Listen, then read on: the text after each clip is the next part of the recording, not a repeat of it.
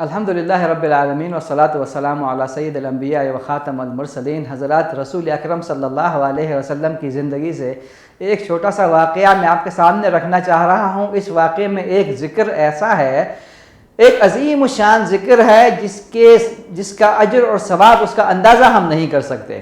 ایک مرتبہ رسول اکرم صلی اللہ علیہ وسلم اپنی زوجہ محترمہ حضرت جویریہ رضی اللہ تعالی عنہ کے گھر میں فجر کی نماز کے بعد آپ صلی اللہ علیہ وسلم گھر سے نکلے۔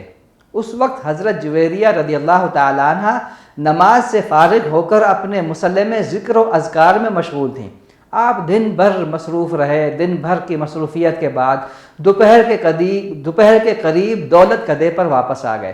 جب آپ واپس آئے تو دیکھا حضرت جویریہ رضی اللہ تعالی عنہ اسی طرح سے مصلی پر بیٹھی ذکر و اذکار میں مصروف ہیں جس طرح سے فجر کے وقت آپ صلی اللہ علیہ وسلم انہیں چھوڑ کر گئے تھے۔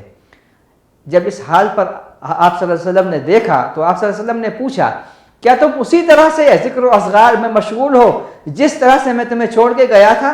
تو حضرت جویریہ رضی اللہ تعالی عنہ نے اس بات میں کہا کہ ہاں میں ویسے ہی ہوں۔ آپ صلی اللہ علیہ وسلم نے فرمایا، تمہارے بعد میں نے 4 کلمات 3 مرتبہ کہے، 4 کلمات 3 مرتبہ کہے۔ اگر یہ جو 4 کلمات 3 مرتبہ ہے، اگر ان کو وزن میں رکھا جائے تو تمہارے پورے ذکر سے بھاری ہو جائیں گے۔ اندازہ کریں، آپ صلی اللہ علیہ وسلم نے 4 کلمات 3 مرتبہ کہے۔ یہ جو 4 کلمات 3 مرتبہ ہیں، ان کا وزن اللہ تعالیٰ کے پاس فجر سے لے کر اشراق تک 4-5 گھنٹے مسلسل ذکر سے زیادہ بھاری ہے۔ اندازہ کر سکتے ہیں آپ؟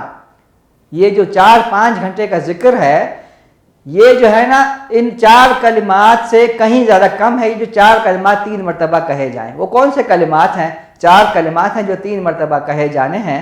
اللہ کے رسول صلی اللہ علیہ وسلم نے فرمایا، سبحان اللہ و بحمدہ عدد خلقہ ورضا نفسہ وزنۃ عرشہ ومداد کلماتہ۔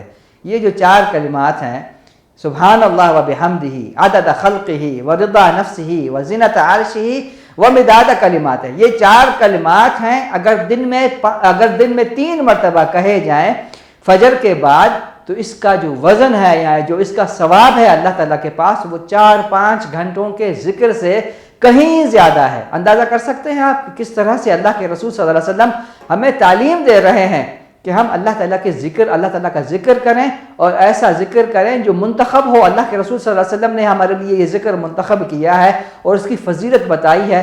اس فضیلت کو اندازہ نہیں کر سکتے کہ ہم اللہ تعالیٰ کے پاس اس کا کتنا بڑا اجر ہوگا۔ اللہ تعالیٰ ہمیں اس ذکر پر عمل کرنے والا بنائے۔